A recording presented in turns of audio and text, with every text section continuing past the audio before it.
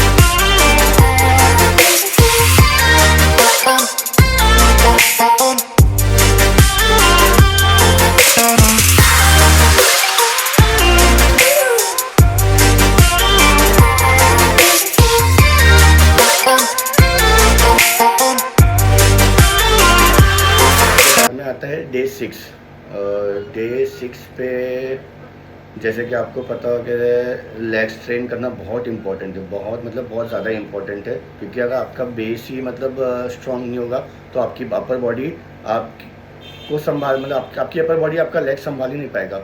और जब आपका लेग्स आपकी अपर बॉडी मतलब ग्रो कर रही है, बड़ी हो रही है और आपके लेग्स छोटे रह रहे हैं तो आपको बहुत सारी प्रॉब्लम आने के चांसेस है। जैसे बहुत लोग को सबसे पहला प्रॉब्लम आया कि उनका लोअर बैक है, वो लोअर बैक उनको पेन करना स्टार्ट कर देगा, क्योंकि जो हमारी जो रीढ़ की हड्डी बोलते हैं, स्पाइनल कॉर्ड बोलते हैं, वो मतलब इतना वेट जब आप मतलब बल्कि होते हैं और आपके लेग्स आप ट्रेनिंग नहीं करते तो आपके ग्लूच कमज़ोर हो जाते हैं, ग्लूच कमज़ोर हो जाते हैं तो आपका जो बेस होता है वही कमज़ोर हो जाता है। तो आपको अपर बॉडी आप बड़ी भी बना लोगे तो आपको बहुत प्रॉब्लम देगी।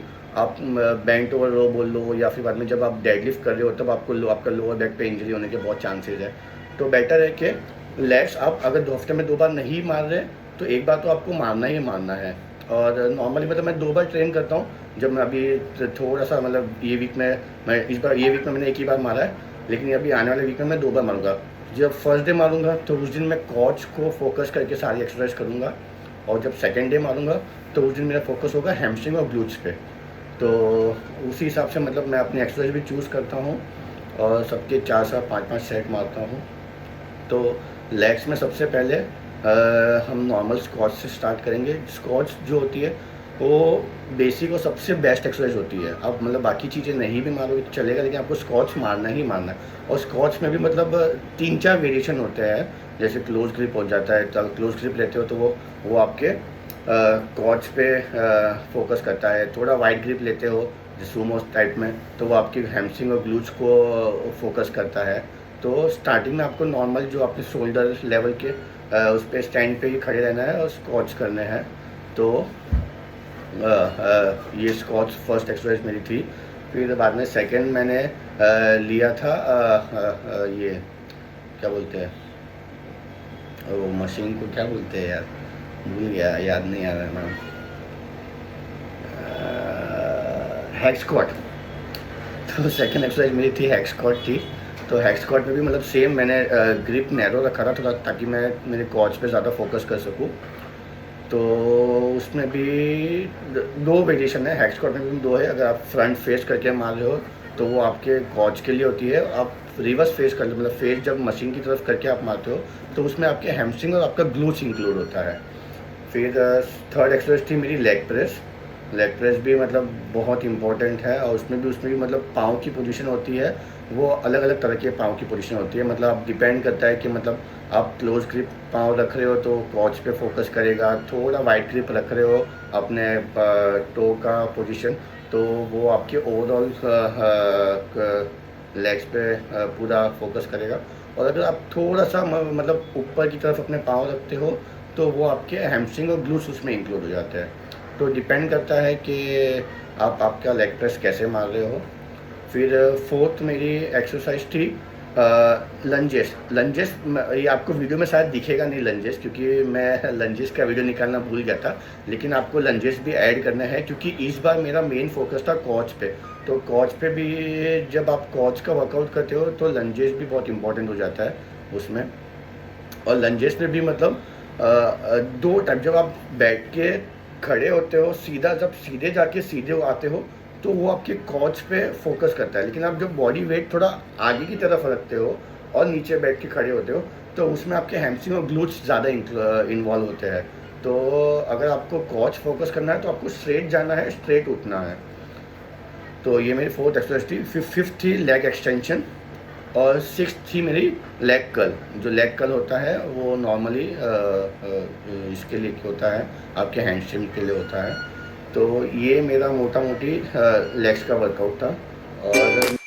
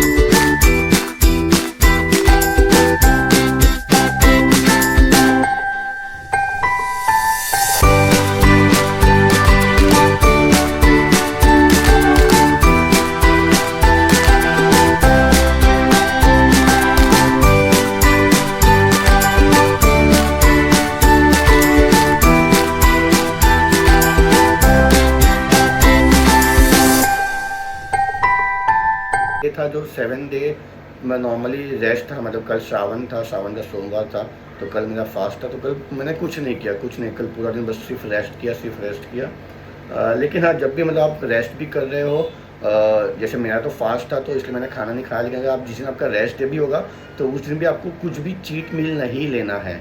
आप जो खाते हो, जो करते हो, चीट मील मतलब जिस समझो आप एक मील ले सकते हो, लेकिन पूरा दिन आप चीट नहीं कर सकते। तो आप एक चीट मील लोगे तो चल जाएगा, लेकिन आपको पूरा चीट डे नहीं लेना है, सिर्फ चीट मील लेना है एक। तो ये नॉर्मली डे 5, डे 6 और डे 7 का स्टोरी था। तो ऐसे ही प्यार करते रहिए, शेयर करते रहिए, जर्नी साथ साथ में करते रहेंगे तो शायद आपको कनेक्शन फील होगा। क्योंकि बहुत लोग दिखाते हैं कि 30 डेज़ में एब्स बनाए, 60 डेज़ में बनाए, या 3 दिन में बनाए, 1 हफ्ते में बनाए, लेकिन वो कैसे बनाते हैं, क्यों बनाते हैं, वो शायद कोई जर्नी दिखाता नहीं है। तो मैं कोशिश कर रहा हूँ कि मैं जर्नी दिखाऊँ, ताकि मतलब मैं फेक साउंड ना करूँ कि मतलब मैंने मतलब पहले बॉडी बना दी, फिर बाद में आपको कुछ भी ज्ञान दे रहा हूँ या कुछ भी कर रहा हूँ। तो मैं जो नॉर्मली जो कर रहा हूँ वो मैं आपको बताने की कोशिश करूँगा कि मैं क्या कर रहा हूँ, क्या खा रहा हूँ, कैसे वर्कआउट कर रहा हूँ, क्या पी रहा हूँ, ताकि जो 90 डेज़ है वो 90 डेज़ आपके सामने, जो भी हो आपके सामने हो, ताकि कल को मतलब जब भी आपको टाइम मिले और आप मतलब प्लान करो कि नहीं मुझे भी 90 डेज़ में ट्रांसफ़र करना है मेरा बॉडी, तो आप ये पर डे आप देख के आप सीख सकते हो कि मतलब पर डे मैं क्या खा रहा हूँ, क्या वर्कआउट कर रहा हूँ और कैसा हो रहा है। ठीक है, बाय बाय, खम्मा गणी।